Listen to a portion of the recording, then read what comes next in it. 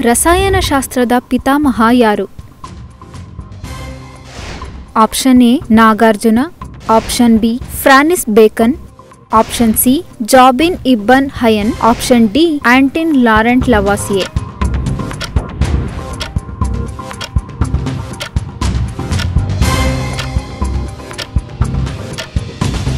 ಉತ್ತರ option D Antoine Laurent ಲವಾಸಿಯೆ.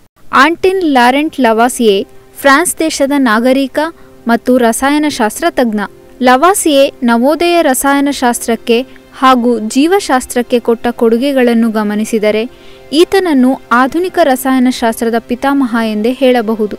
ವಸ್ತುಗಳು ಉರಿಯುವುದು, ಸಿಡಿಮದ್ದು ಸ್ಫೋಟಗೊಳ್ಳುವುದು, ಲೋಹಗಳಿಗೆ ತುಕ್ಕು ಹಿಡಿಯುವುದು, ಪ್ರಾಣಿಗಳ ಉಸಿರಾಟ ಇವೆಲ್ಲವೂ ಒಂದೊಂದು ರೀತಿಯ ದಹನ ಕ್ರಿಯೆಗಳೆಂದು ಅವುಗಳಿಗೆ ಹೆಸರು ಕೊಟ್ಟಿದ್ದು ಇದೇ ಲವಾಸಿಯೆ.